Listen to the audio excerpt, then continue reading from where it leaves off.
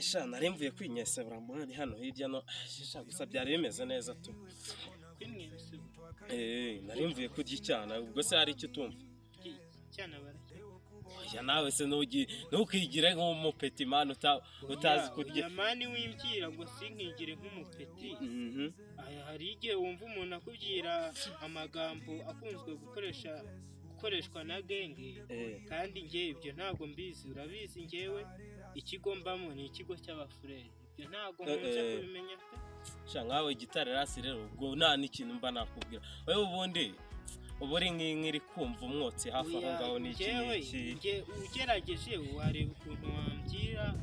mu ndimi z'ikinyarwanda ukambwira ukoresheje umuco nyarwanda mu magambo make mani nari mvuye gusambana nituka byasase hirya no hino nari mvuye gusa sha gusa bya sha bya urikora nawe ugasambana ko byatari bani iyo ibintu byanze iyo umwana yakubyukanye urasambana none se wabigenza wabigenza ute bana urabikora nabidaje mani urabikora tu ibyo nani ko nari nzi yuko ari wowe usigaye uri muzima mani none bibaye kuri umwana urafata ukaryamana uwumvise ciye ahantu noneho mbona icyana gifite nyashi byahatari oya mwana ubwo ngiye bisenana sinumva rwose nk'umuntu w'urubyiruko umuntu w'umunyarwanda ibyo ntago byagakwiye gukorwa rwose nge sha rwose ubu ndumva mbabaye pe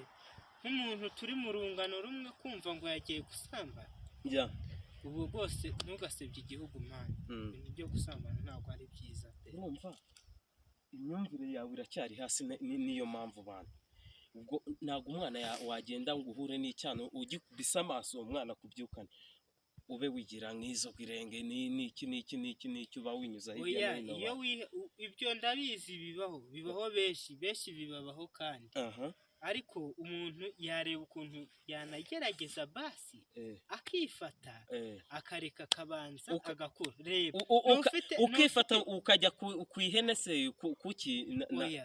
ntega amara ntufite imyaka 14 uranagira na 18 oya kandi tunicara umbwire neza ngewe inama nakugira ni uko wabyihorera ukajya wifata ukabanza ukuzuzira myaka ugategereza ko wubaka urugo rwawe ibintu byo gusambana ntabwo ari byiza ibyo ngewe ndumva wabireka ukabivamo sha gusa nyine ni ibintu wishima nubwo tuba twishima ese ibyishimo waburiye muri Nyagasani wabibonera he sha niko bimeze pe n'umubiri utugora urumva n'umubiri utugora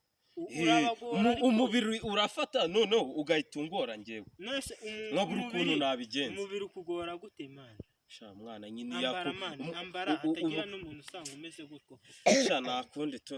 sinzi nimba ndi bumenye n'ukuntu nambara ntugasebye u Rwanda rwose icyo cyane urumva duhise kinyura hariya hirya ngo natagisebye abantu akivuye kugira n'iki twarimo tugira abataragira nyine n'iki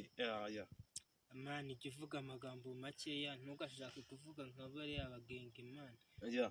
biriya nta kintu byakumarira tu sha nabyo nabidanje tu gusa mbonye isomo nanjye hari akabazo naje guhura nako ariko buriya